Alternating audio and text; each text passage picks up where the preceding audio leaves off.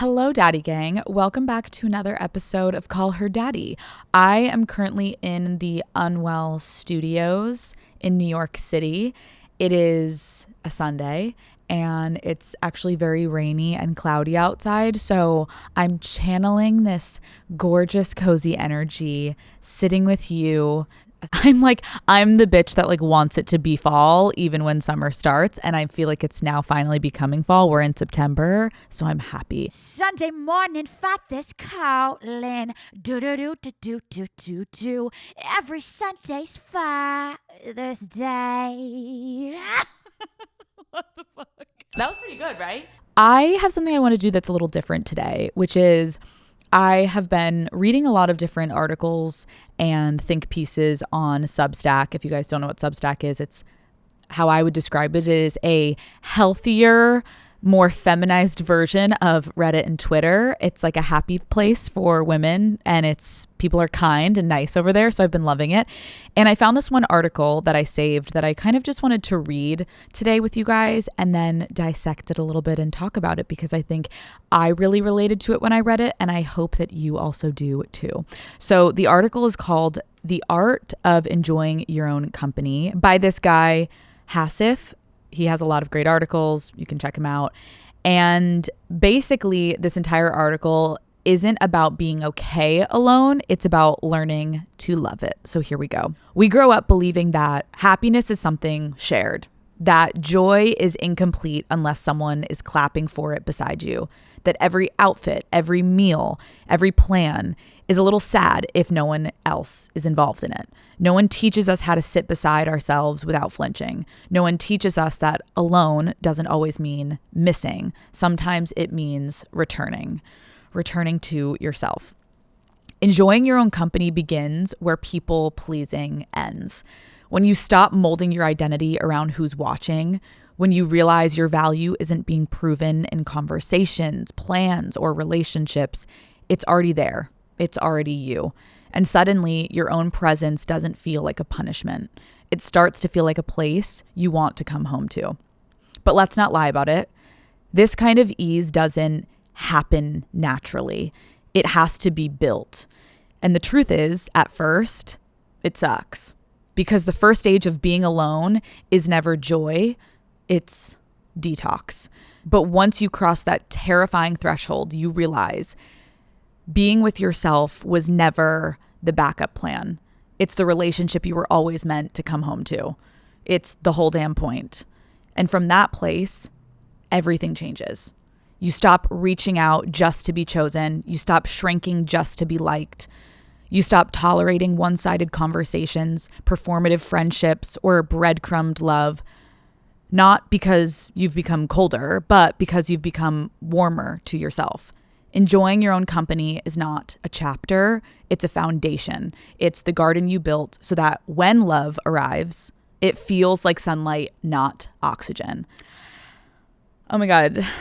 Who are we on Call Her Daddy? If you showed me this clip 7 years ago, I would have been like, that has to be AI. That is AI, right? I'm not reading a gorgeous, essentially, poem that is uplifting our brains and our minds and our souls. Yeah, we're growing, Daddy Gang. I hope that was as inspiring as it was for me when I was reading it. I felt so connected to this piece because I think I have been feeling, and I go in waves, and I've always said this, and I know everyone watching does too. Like, you go in waves with how much you feel comfortable being alone. You also go in waves with how obsessed you are with social media and the scrolling culture and how much you're partaking in it. And I just think this piece, which I kind of really wanted to dissect, is like that concept of the detox that this person wrote about. I cannot agree more that it feels so lonely. Like, I think when people come on a podcast or write a book and they're like, you should want to be alone, you should love yourself, no one really talks about how uncomfortable it can really be in the beginning to lean into enjoying time alone, Daddy Gang. Again, because I think in this generation right now, it's actually kind of deemed weird if you're alone or you're not on your phone or you didn't see what they posted. What do you mean? How did you not see it? And it's like, to be kind of detached and present it's a whole thing that no one talks about, and it's not glamorized. It's actually kind of poo-pooed, because if you're not socially in the know, then what? You're a loser. And I think this detox is hard because you're essentially going against the grain of your family or your friends or your peers, and that feels taboo, right? But in reality, I think it's so fucking healthy. And I think sometimes it can drive you to feel small when you start to kind of like isolate yourself, and you're like, okay, I'm not going to open social media. I'm not going to reach out to my friends. I'm going to have a Friday night alone. And I think why sometimes when you detox from feeling like you need to constantly be in the know with the friends and on social media and you can't just be alone, you feel so small in those moments because you're faced with your reality. When you're alone, you have to do something. And most of the time, doing something in that silence is look inward. When you're watching a movie, even sometimes you'll self-reflect. How can I relate to that person, right? But then sometimes we just pick up our phone and we need double stimulation, and it's like, no, pause. What is this eliciting for you? What is this piece of art making you feel? Like, we have to start to think about how we're feeling about ourselves, or what's been going on, and what's our family trauma, and are we in a fight with our friend, and why did we get in a fight with our friend, and is our boyfriend treating us like shit? And then this whirlwind of emotion hits us when we're alone, and we're like, no. I'm going to go back on TikTok and scroll. This is too much. It's too much. And I think what I love that this person wrote is like, this detox really includes sitting in silence with that uncomfortability and pushing through, because the end result is actually you are building this most beautiful relationship with yourself, where you're actually working on the one relationship that matters the most in your life, which is the one that you have with yourself. I also loved how they talked about, like how we feel this need to be perceived. And we live in this culture, understandably, that's like, pictures or it didn't happen. And we curate our perfect Instagram stories to prove to others that, we're not alone, and we want to get validated. Or even if you are alone, you're not alone, because you're going to get validated by all your followers that, oh my God, that picture of your matcha is so fucking cute. And it's like, drink the matcha maybe once out of 10 times. Let's start with that, and don't post it. Maybe it tasted actually better. Maybe you actually enjoyed your time more at the cafe than instead of having your head in your phone. I think I've realized, and especially with my job being on social media, sometimes it's like retraining our brains, daddy gang, that we do not need this like constant external validation. How incredible when you start to just validate yourself. And I think a lot of times, again, we weren't taught this when we were younger. It's like, what do your friends think about you? What did your teacher say about you? What are your parents saying about you? Like, how many likes did it get? And it's like, how do you feel? How do you feel about yourself when you wake up in the morning? How do you feel about the walk you took or the book you read? And if you're constantly looking for people's commentary and their validation on it, you're essentially stripping yourself of any autonomy over your life. And when you start to be back in the driver's seat of your life, you start to realize you're such a more confident person. Yeah, maybe you have to go through the detox and trudge through and be like, holy fuck, I never spend alone time. I'm so disconnected from my emotions. I'm so addicted to my phone. Like the other day, I was so annoyed with myself. I was sitting in my bed, and I had about 2 hours in between a bunch of meetings that I was having in New York City. And I have been exhausted, a good exhausted. Like, I'm busy, I've got a bunch of meetings, but I was exhausted. And a part of me was like, I should take a nap. This is probably going to be way more advantageous for me and my soul and my career and the rest of my day if I just take a nap. And then I naturally, what do you think I did? I started scrolling instead, and I'm scrolling on TikTok, and I start to just have this like light tinge of anxiety, but I cannot stop scrolling. And obviously now, having so many different conversations and getting through my job to have conversations with a lot of these different platforms, like, this is the goal. They're literally putting like crack into this app so you can't get off of it. And I stop myself and I'm like, I just downloaded this book on my Kindle that I have been desperately wanting to start to read. And I'm putting it off because I'm like, I'm going to be on vacation soon. I'll just start it on vacation. But I was like, Alex, put your fucking phone down and open the book. I know once I open the physical book and I start reading this, I'm going to feel more fulfilled. I'm going to feel enlightened. I'm going to feel connected to myself. I'm going to escape into this world that's like going to bring things up for me, and I'm going to be learning something, and I'm going to be interested, and I'm not going to have that tinge of anxiety. And it took me, I'm not kidding you guys, a full hour where I was scrolling, going back and forth in my mind. And finally, I literally threw my phone across the bed. I picked up my Kindle and I started reading. I was in such a better mood, and then I fell asleep. And I woke up and I was like, oh my God, if I didn't put my phone down, I would have kept scrolling until my next meeting.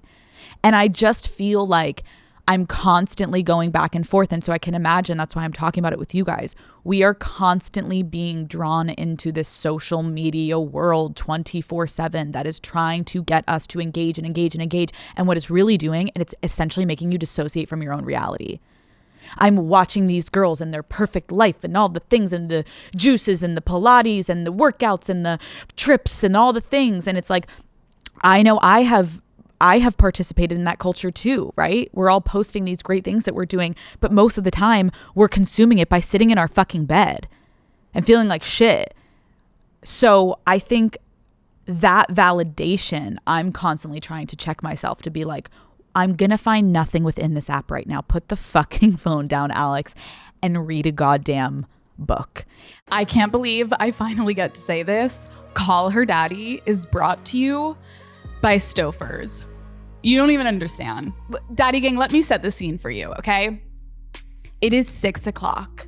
You get home after a long, stressful day of work, and you feel like you can't make one more decision, right? You're burnt out, you're tired, but you realize you're starving. It is dinner time, but even just thinking about what to make feels so overwhelming, okay? The fridge is empty, obviously. The idea of cooking sounds miserable, and all you want is something easy, delicious, and satisfying.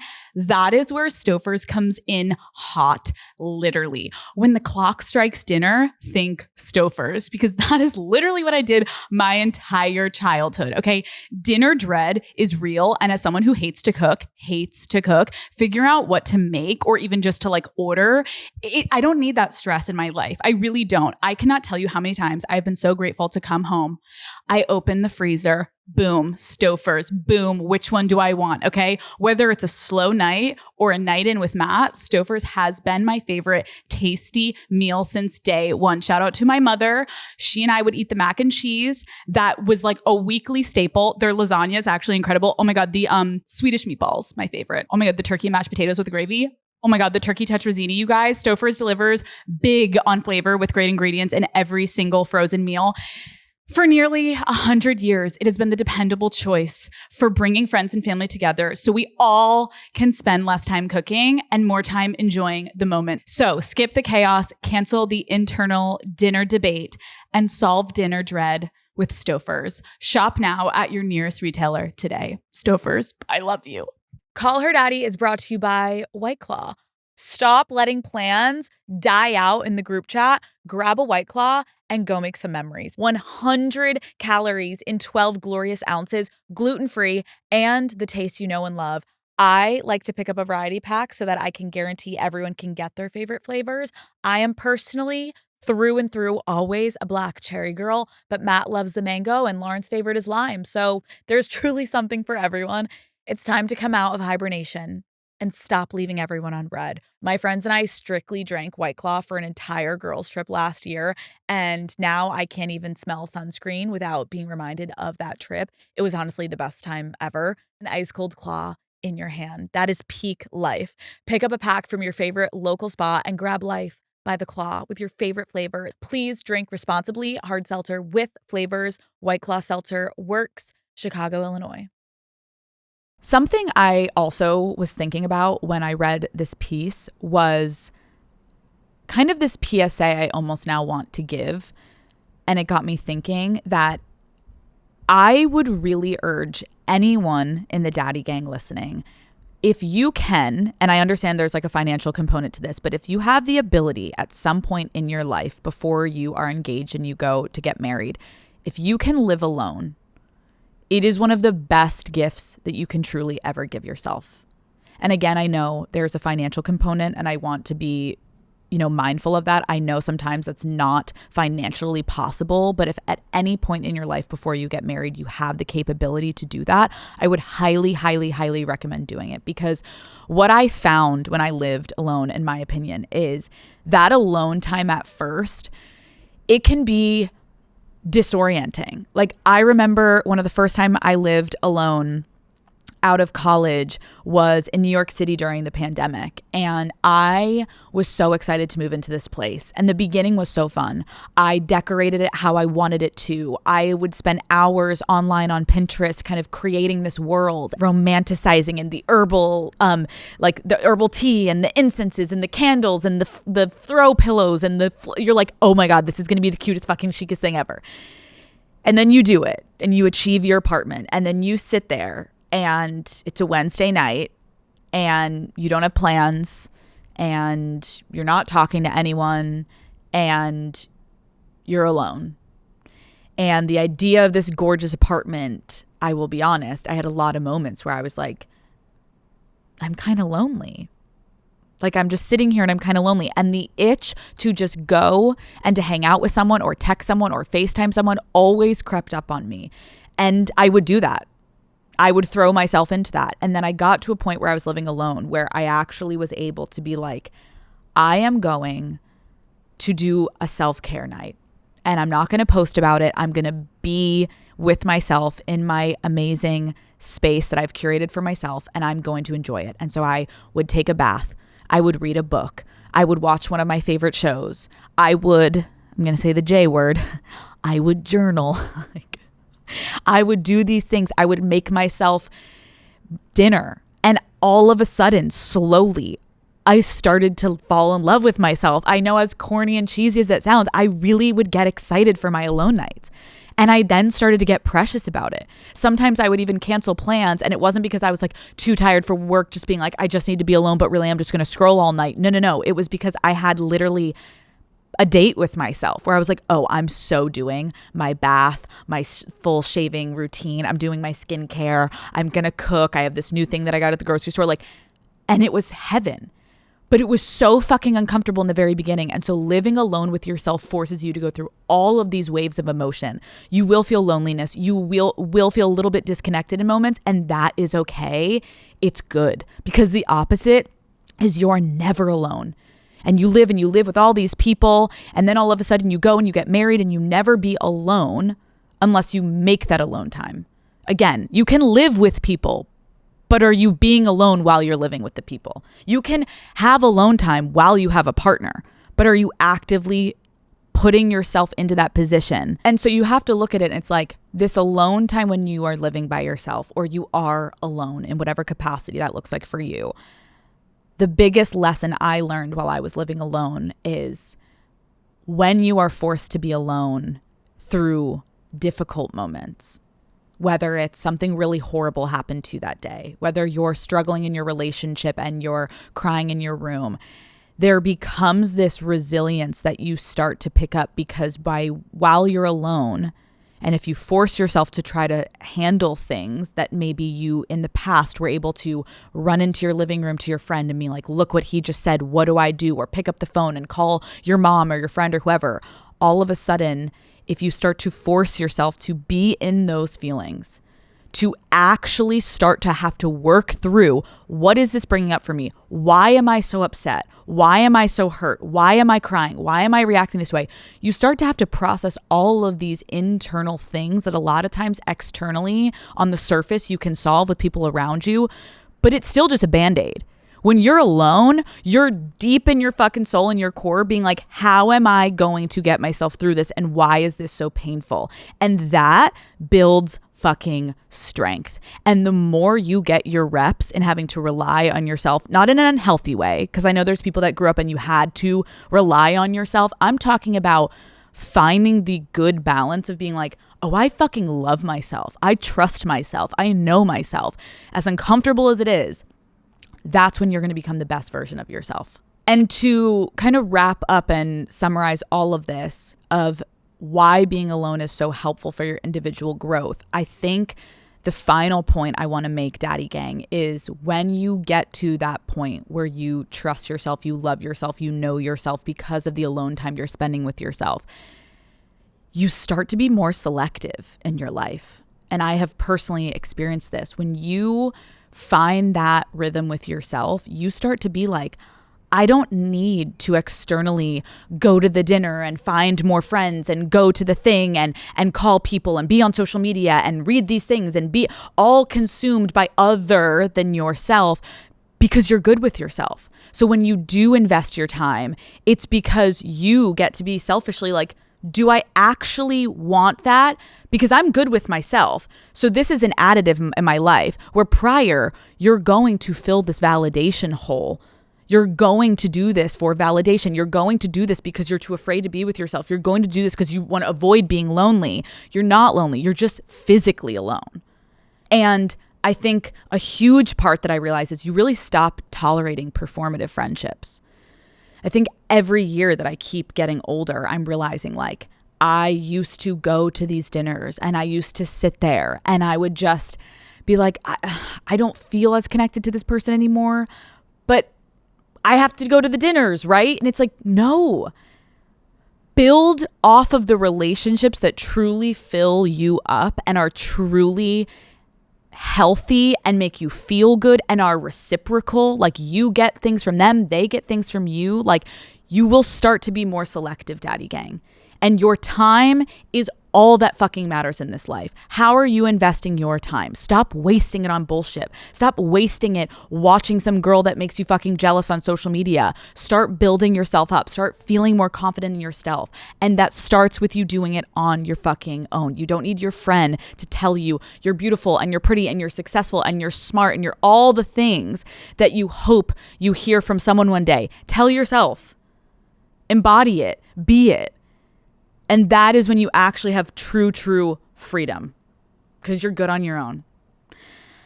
So I loved the line, and we can end with that, is enjoying your own company is not a chapter, it's a foundation. This is not a feeling that it's going to be quick and fun. This is for the rest of your life.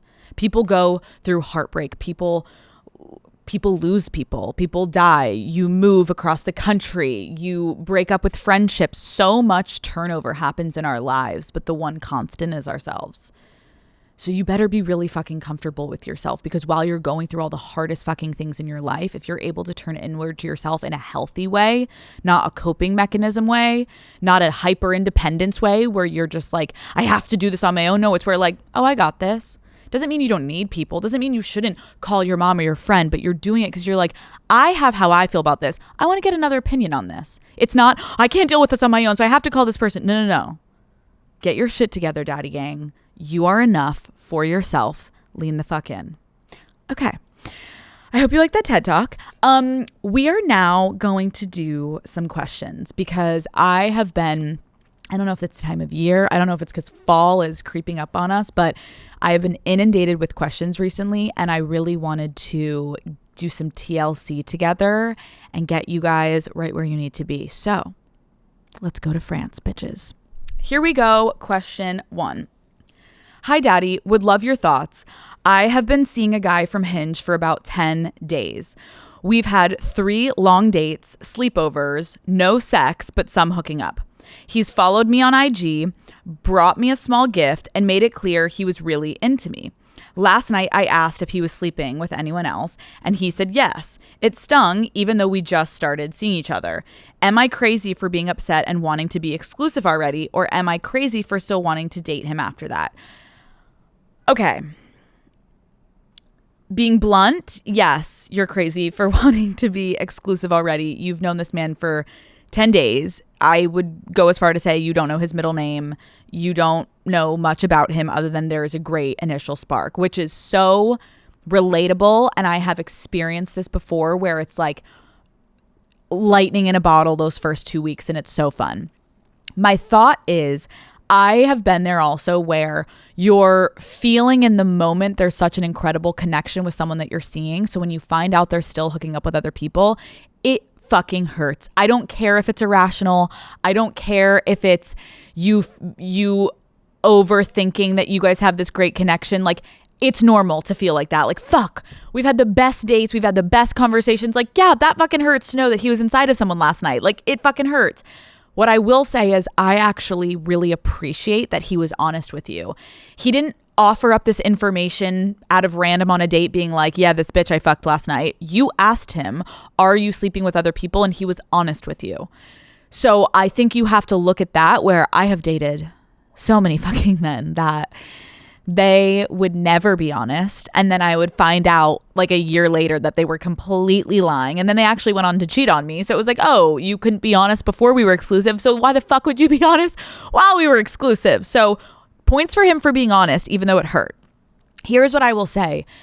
I think the only option for you is you could go back and be honest and say, hey, I have had such a fun time having these great dates with you. I will be straightforward, though, that when I did ask if you were sleeping with other people, I was kind of surprised by my reaction internally. Like, I was upset that you're sleeping with other people. And I realize that's not okay, because we are nowhere close to dating. We've gone on 3 dates. They've been awesome. But I guess what I will say is I do really like our vibe and where this is going. And so all I will ask moving forward is that you do keep that same level of honesty with me throughout the rest of us talking, because as much as it sucked to hear, it is what I needed to hear to like keep me in line. And I think, if I'll be honest, like, you getting me that gift, it fucked with my head a little bit. And so I just want to be honest where we're at. I still want to talk to you and hang, but I was a little thrown off. And hopefully his response is like, I am so sorry. Also, I need to know what the gift is. Like, did he buy you coffee? Like, don't lie to me. You're like, he got me the most incredibly delicious gift, Alex. I'm like, did he buy you a fucking latte, you whore? Like, you're like, yeah, he got me a fucking water bottle while we were at Walmart. Like, no. If he's getting you like jewelry, crazy. But if he got you like flowers, I actually think that's okay too. Like, maybe he's just trying to be a sweet guy. The point is, Daddy Gang, is beginning days of relationships are so fucking difficult because no two people ever move at the same speed. One person is always going to catch feelings faster. And so the way to actually have it be a potentially healthy future is you have to be so fucking upfront and honest and communicate. But also, you have to also be self-aware and do the opposite in moments to realize you don't always have to be like, I really wish you weren't having sex with other people. You can feel that, but maybe you can not say that after 10 days of knowing this man, because you may come off actually as the one that's trying to progress it too quickly and you're going to scare him away. Let things progress naturally, even if it hurts a little bit knowing he's still out there hooking up with other women. Okay, next question. Daddy, please help. I'm 23 and recently started my first job as a nurse. My manager is horrible and treats me like I'm a clueless child. She talks down to me in front of patients, nitpicks everything I do, and clearly doesn't respect me because I'm young. I know I should stand up for myself, but I have zero confidence when she's around. How do I deal with a toxic boss without risking my job? Okay, first of all, I want to validate you when you just said I have zero confidence when she's around, like, because I'm nervous to stand up for myself. That is normal. And I want to normalize that. Like, when people are like, oh, well, just blah, blah, blah. No. This person holds the keys to your career right now. And so there is a power imbalance that is happening. It is so fucking difficult to navigate these moments. So I am sorry you're dealing with this, especially being a nurse. You're trying to help people. And the fact that your supervisor above you is treating you less than, it's not okay. So if you guys watched my Hulu documentary, I think it was actually really beautiful. A lot of the biggest takeaways that you guys wrote into me was, oh my gosh, the gift that your mom gave you of teaching you to write everything down. And I couldn't agree more. Shout out to Lori Cooper. My mom, my entire life, has always said, write it down. You need to write every bit of information down. The moment she makes you feel uncomfortable, the moment she's being rude, you need to write it in your phone, or a lot of times, if I'm being crazy, like legally, it's actually better to write it on a physical piece of paper, but write it down. And you need to be very specific every single moment, because what's going to happen, and I hate to say this is your career and someone is treating you unfairly in the workplace. This is eventually potentially going to get to a case for HR. And I know that's really scary, but because there's a power imbalance, unfortunately, you need to make sure you have ample enough evidence if there is going to be a dynamic change. So first is write everything down. Secondly, I would say, I think something that we have to remember, and it sucks because sometimes we're not always met with the answer that we want because understandably other people are in tough positions because their job is lying too, but share this with your coworkers. I remember back when I was in college, a big thing that I struggled with when my coach was sexually harassing me was I'm in a competitive situation, right? My teammates who are wanting my position and I'm wanting their position. Like, it was hard to open up to certain teammates, but it was easier for others. And I'm happy that I did that because those people stood up for me in the end. And then some women didn't, you know what I mean? And that's their prerogative. But I think for you, find your allies. You're not asking them to do anything almost. You're just asking them to hear you out and to listen to you. Because then when HR has to get involved one day, you will say, this person and this person I've shared this with them and I've confided in them and they have witnessed it, just so there's some witnesses. And when you're in the room and this woman is doing this to you, you can make eye contact with your coworkers and they can acknowledge, oh yeah, here it goes again. So make some allies, share what's going on. And then the next step I would say is,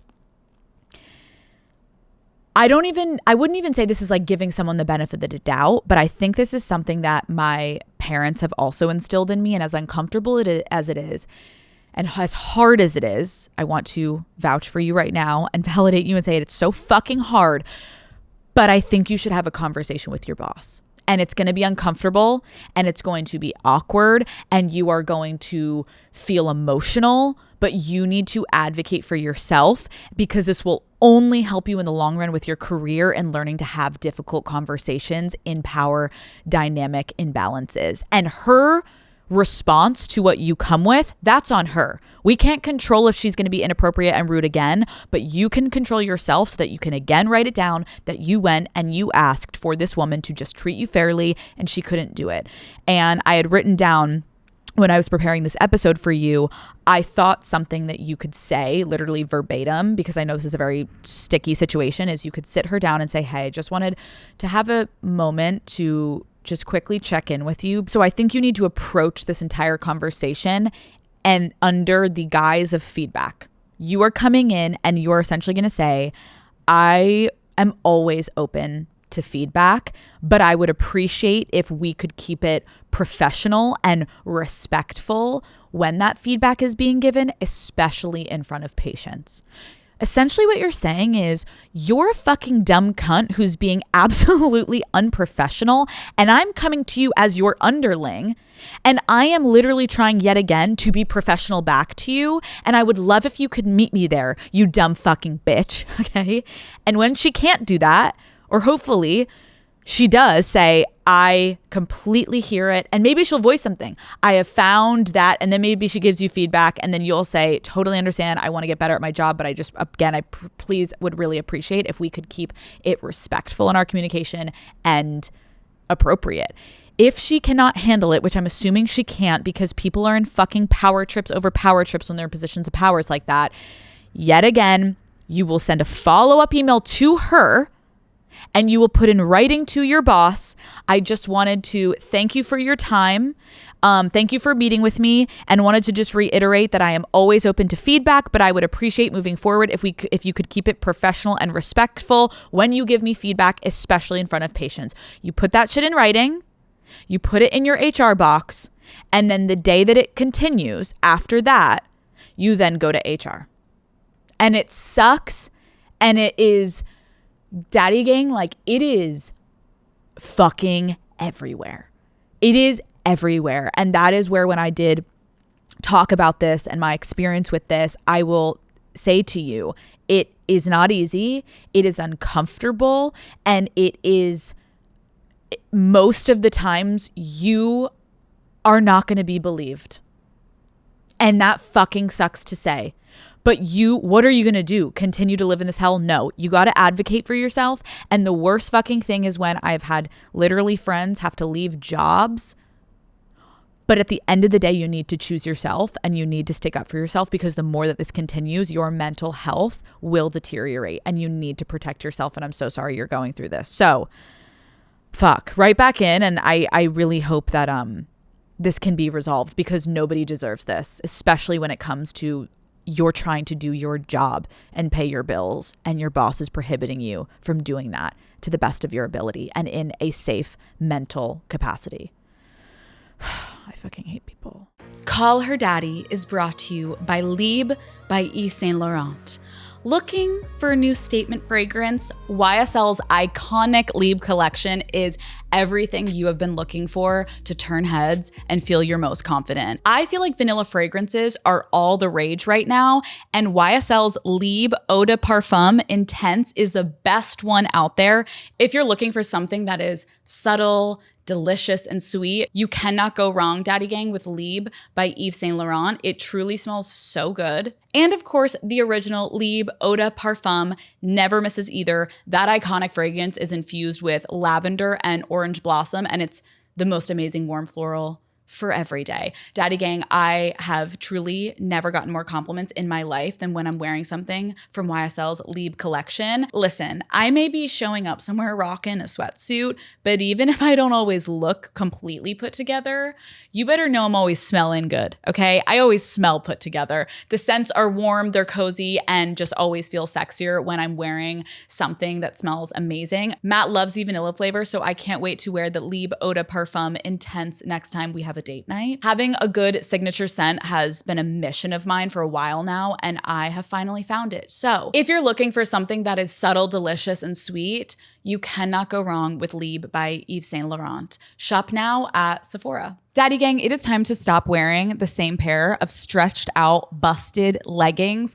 from 5 years ago. We deserve an upgrade, okay? So here you go. I know that these Rhoback leggings are going to officially become your favorite go-to leggings. Rhoback just launched their new Vista collection, which I know is going to become your go-to favorite. They are a classic style, so they work with literally everything. They're also soft, high-waisted, we love, and flattering in all the ways that make you feel like you actually have your life together, even if you're crashing out on a random Tuesday, okay? And it's not just leggings in this collection. Rhoback also dropped matching bra tops and layering pieces so that you can create the perfect set. And you guys know there is nothing that I love more than a cute, comfortable matching set. It looks like you have your life together. It's like, oh my God, she's a fashionista.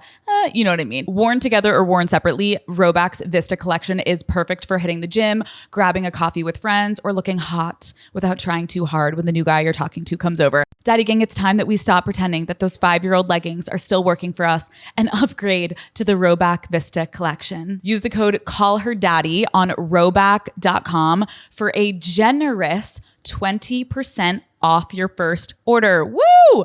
Through the end of this week. That's spelled RHOBACK.com. Love you. Okay, next question. So my parents recently retired and are in their empty nester phase. I know it's been a hard adjustment for them, and I feel bad even saying this, but my mom has gotten so clingy. She calls me multiple times a day and is always texting me and is constantly asking when I'm coming over to see them. I obviously love her, but I think we need some boundaries. How do I do that without hurting her feelings? Girl... Lori, I love you, but girl, my mother and I, we now laugh about it, but we went through this exact same thing. And it is so fucking normal. And I want to validate you and tell you I have been there. And I know my mom wouldn't care about this because I know this is real life. Like, this is so fucking normal. And here is how I think you could handle it. Number one, not to like invalidate you, but it's like the best part of this is like your mom loves you to death and she just wants to talk to you. And she clearly isn't reading the room because she's bored. She's literally bored and she wants to talk to you all the time. And it's becoming overwhelming. But with daughter or son and mother dynamics, it's fucking hard because when you get to a point where you are the adult trying to set boundaries with your parents, it can trigger them in a way that even if you're being so loving, sometimes they can take it the wrong way. It can feel like rejection. It can feel like you don't want to hang out with them at all. Like they can just misinterpret what you're saying. And sometimes, let's be honest, with our parents, we aren't as familiarized with like being the mature one and being like, hey, I really need you to blah, blah, blah, blah, blah. They're the parents. They're the ones that are supposed to be being mature enough to realize, hey, you're breathing down my throat. So I can also validate you in saying like, this fucking sucks to have this type of conversation. And sometimes it's not a one-time conversation is what I will prep you for, because when my mom and I went through that phase where it was mostly because I moved across the country, and I think my mom was feeling so disconnected from me, and my siblings still both lived on the East Coast, and I was the one child that she just like, I was busy and I was doing all these things, and she would watch my life on social media, but then she kind of like didn't know what I was actually up to behind the scenes, and she would always want to talk to me. And so she would call me so often that then I almost felt this pit in my stomach where I was like, there's so much I have to tell her, and I haven't talked to her in so fucking long. I don't know where to start. So then I would put it off even more. And then it would build up and build up and build up. And she would feel rejected and like I wasn't wanting to talk to her and connect with her. And I would feel like I was like being smothered and it was too much. And it was like more quantity over quality, just like nice, good conversations that we could both agree on when we were having them. So here is what I will say now that I've proved that I can relate to you. First things first, I think you need to have a conversation with your mom, and you need to go over to her place, or you need to FaceTime her, and you need to basically say, Mom, I love you so much. And I have been thinking about it recently that I have this like, I don't even know if it's guilt, but there's just like a pit in my stomach when it comes to our relationship right now. And I want to clarify, it's nothing bad that we're both, either of us doing. I'm realizing we're in this weird phase where our dynamic is changing. And I know you're in your empty nestering and I'm fucking busy, and we're not clicking right now. And I love you. And I always want to click with you because you are my mother. But if I can give you any insight into how I'm feeling, I sometimes feel like I love that you reach out, but when it becomes a lot, and I know you're probably not doing it to smother me, but when it becomes a lot, I get overwhelmed because I feel like I'm letting you down, that I can't pick up the phone every time you call. And so what I was thinking is having an open dialogue about, let's reset the dynamic. Let's be honest about, you want to talk, I want to talk, so when can we talk? And let's set time, or let's send a text every week being like, hey, my day or night is light on Wednesday. Would that work for you for a quick FaceTime call? Or could you do dinner on Wednesday? And you guys find a time once every 2 weeks or once a month or once every week, whatever you're comfortable with. Your cadence, everyone's different. And ask her, would that work for you? Because I want to tell you everything and I want to give you all the details. But I also want to be clear, if I get busy some weeks and I'm not able to talk to you, I really want you to know it is nothing personal. I'm not avoiding you. I love you, Mom. I'm just busy living my life as a woman in her 20s. I've got my friends, I've got my relationships, I got my job. I'm all over the place. And you're my constant. I love you. But sometimes I can't give you all the updates. If you meet your mother with that level of like, I love you, and I'll be honest, and I have talked about it with Lauren a lot of times, where we would be like, I'm getting the ick. I'm literally getting the ick. Push through the ick and have a loving conversation. Sometimes you want to be like, I literally can't even have the conversation with my parents. They're annoying the fuck out of me. This will get the dynamic reset, but you have to be the one to do it. And I know it fucking sucks, but you will thank me in the long run, because I have never been in a better place with my mom. We went through a lot of changes and it almost took us a year to come back to like center. And I think a lot had to do with, Matt became my primary person when we started dating. I moved across the country. My mom was no longer my primary person because my mom is my best friend and I would always call her about everything. And all of a sudden I started calling Matt more. And then I would talk to Matt more about things and I wouldn't call home as much and I didn't rely on them as much. And then I built a friend group in Los Angeles and then I started being busy. And to my parents' credit, and we have to give all of our parents credit in this dynamic, is When your life is falling apart and you're lonely and you're all these things, and I've had so many moments in my life where I'm moving into a new apartment after a breakup sobbing, and I have no money and my parents are helping fund my life and they're helping me get on my feet, or they're dropping everything in the middle of the night and driving into the city to help me with something, or driving, whatever it is. Your parents usually will drop fucking anything for you, and we expect that of them. But because it's a child-parent dynamic, they can't expect that of us. And I think that is a really fucking hard thing that I'm even mentally preparing for whenever I decide to be a mother. It's like they give you 100 and you don't have to give them 100 back. And as a parent, you kind of have to acknowledge that that's what parenting is. They love us unconditionally. And sometimes we're like, I need you. Well, now I don't need you and I'm not going to call you for 2 weeks. And they're like, oh, you need me when you need me, but when you have all the fun stuff happening, I only get the calls when you're going through a disaster. That's parenthood, apparently. Okay. So I have all the empathy for all the parents out there, because my mom and I have had a lot of conversations about the dynamic is fucking hard on both sides. Let's acknowledge it. Let's talk about it. Put it out in the open instead of you having this pit in your stomach. And I promise you, the pit will immediately go away. Because when I had my conversation with my mom a couple of years ago, she met me with, we cried, we hugged, and we were like, why didn't we talk about this earlier? Literally, that's how it ended. We were like, and now we have this whole rule where we're like, never will we get back to that place. We're just going to always talk it through. Okay, next question. Hi, Alex. I need advice. I have lived in New York for a couple years and made some really great friends, including my best friend. Let's call her Kayla. A couple months ago, my good friend from home moved to the city, and I immediately pulled her into our friend group. She and Kayla really hit it off, which I love, but they started hanging out one-on-one without me, and it kind of rubbed me the wrong way. I never said anything, but I just found out that they planned a trip together this summer and didn't include me. I get they have their own friendship now, but how do I tell them that this really hurt me? Okay. Wow. Damn. There's a lot to unpack here, but like them and the trip planning, like that fucking sucks. And I'm really fucking sorry. My first point that I think is important to touch on would be, most of the time people's relationships with each other have nothing to do with you, right? Like interpersonal dynamics are so specific between two people, and friend groups of 3 are definitely hard.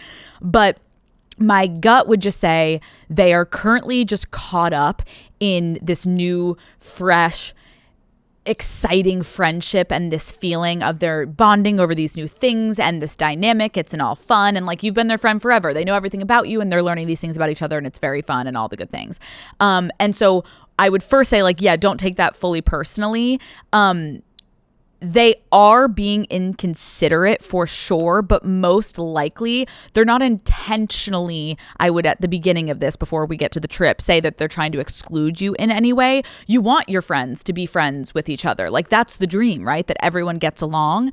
But it definitely can be frustrating, I think, when you get into those dynamics, because you can't help but compare yourself. Like it's normal to be like, oh, I hope they don't like love each other more than they love me. And like, that's fine to feel. I do think, like, of course, it's a little immature, because you should have confidence in both of your dynamics, where it's like, that's lovely that they're going out to dinners.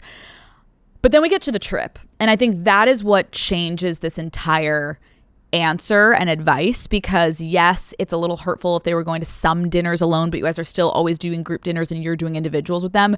The trip is definitely something that I personally think you now need to address, because before I'd be like, oh, they're just hanging out more alone, like, but they still hang. No, you need to address this. I don't think you need to attack them per se, but I do think that you need to sit them down, and I think you need to say something along the lines of like, hey, you guys know that I love you both, and I'm so genuinely happy that you two have become friends.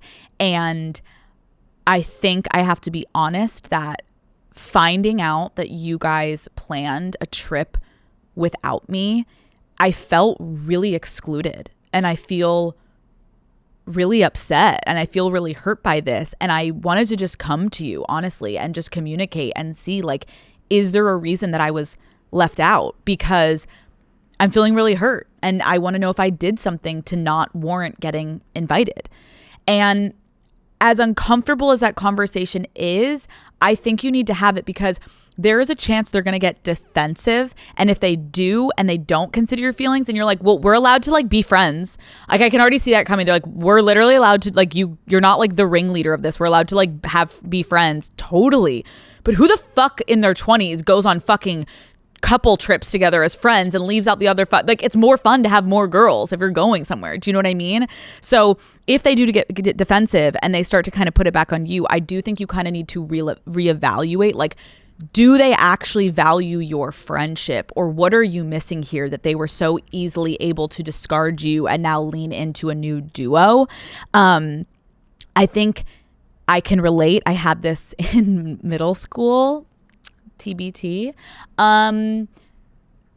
3 are hard in a dynamic of friendship. That's a really hard number if it's core best friends, because it can always lead to someone slightly feeling left out.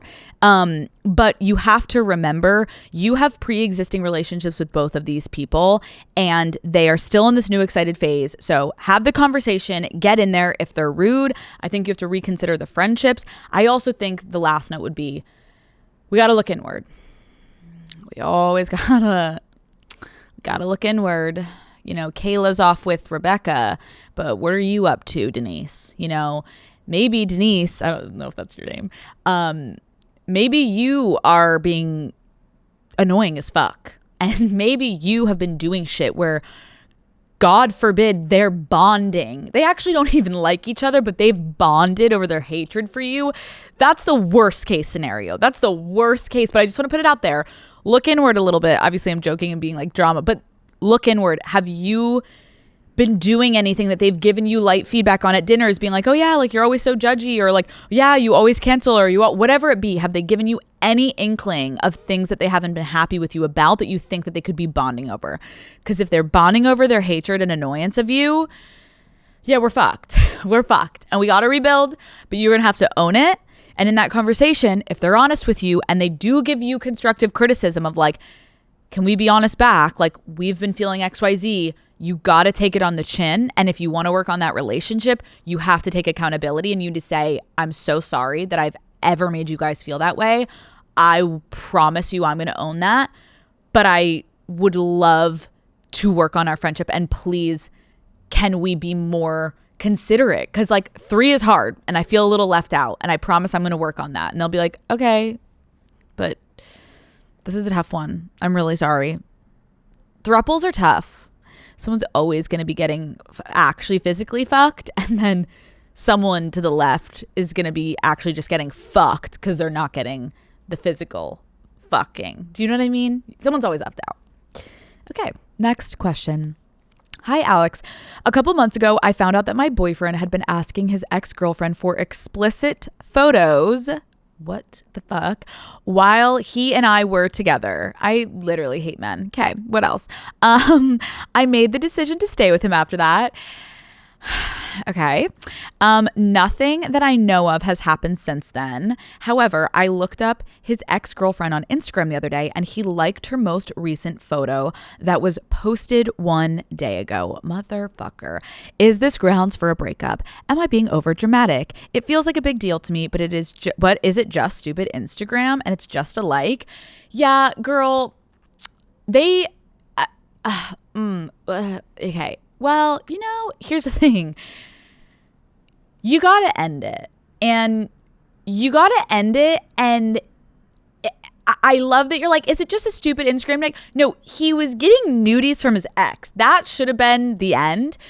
But now the Instagram, like, it's got to end because it's just disrespect through and through. This man is taking a massive giant dump on your face, and you keep just wiping it off and being like, it's all right, we'll get through this.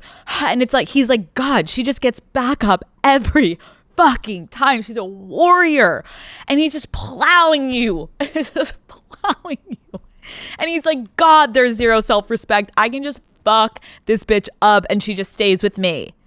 Okay, I'm sorry, that's tough love, but like, actually, we got to have a little bit of self-respect here because he has none for you. So the only person that's going to respect you in this dynamic is yourself, because your boyfriend clearly has no fucking respect for you. So this is what we're going to do. We're going to break up with this man. He is showing you he doesn't like you. He has zero interest in ever stopping his inappropriate behavior. Let me say this. If your boyfriend is liking other girls' Instagram photos, you should not be with that man. That's weird. That's creepy. And don't ever let a man just be like, oh, like you're so drama. Like, what do you mean? It's just a like. A like means my wiener is hard, so I'm gonna poke you. He's probably liking the picture with his weenie. He's like, bink. He's jacking off, and it's like, hey, give it a like. And then he's fucking sliding into her DMs and sending a disappearing fucking mode dick pic that he just jizzed all over a fucking picture. And you're like, it's just a like, right? You're getting brainwashed by men. Likes mean I like your pussy. I want to get in and around that. And guess what? He's already been inside of her because it's his ex-girlfriend. That's what makes it even worse. It's like he's like basically showing you he could. Let me say this. Men could try. And if you're like in that part of your life where you're going to get gaslit like that, men can try and be like, it's just a like, you're being so drama. Fair. It's his ex. Like there is no gaslighting of like, you're being dramatic. No. He has licked her labia, her lips. He knows if she has an innie or an outie. He knows the exact angle to her G. Well, he may not know her G spot because he may be like horrible at fucking. That's besides the point. He knows what her tits look like. He knows the size of her nipples. He knows what her belly button looks like. He has come on her back, her chest, in her mouth. He's come in her hair. Okay. They've gone to family dinners together. Like they've been in it. But no, yeah, it's just a like. It's just a like. It's just a like. It's never a like. End the relationship, have some self-respect, and move the fuck on, because you are going to be 10 times happier, because this is what I will tell you, because I have been there. I am no better. I have literally been cheated on, and I have stayed with someone. And when I think back to that time, I was just so afraid. I was so afraid to leave. I was convinced there were so many things going on. Your ego is not in check. So you're like, what do you mean? Like, I'm going to break up with him. So you almost want to like, you want to convince yourself that you can make it work. He already told you he doesn't want to make it work, but he's like, well, fuck, this bitch just keeps coming back. Like, okay, I'll keep her around and she lets me cheat. It's perfect. No, self-respect, get out. And I'm telling you, once you leave, you're going to feel like shit for 2 seconds. And then you're going to be at a bar and you're going to see a fucking hot ass dude. And you're gonna be like, yeah, I can find better. So end it, move on, and never fucking put up with that shit again. Okay? That is it for this week's episode. And, oh yeah, look, wait, you guys, this is such a nice little closer to the person that just wrote in about you getting fucked over. Now we go all the way back to the beginning of this episode. We love a full circle. You're going to be alone. And what are you going to do? You're going to listen to the beginning of this episode and you're going to learn how to be alone. And you're going to be the hottest, baddest, most gorgeous bitch ever. You're going to be so good at being alone. You don't even need that fucking dirty, crusty ass, little fucking loser ass bitch boy of a man. So Daddy Gang, I love you so much. And being in New York City, it brings it out of me. I love it here. I missed the city and I missed you guys. So happy Sunday. Every Sunday is Father's Day. And you know the motherfucking drill. I will see you fuckers on Wednesday. Goodbye.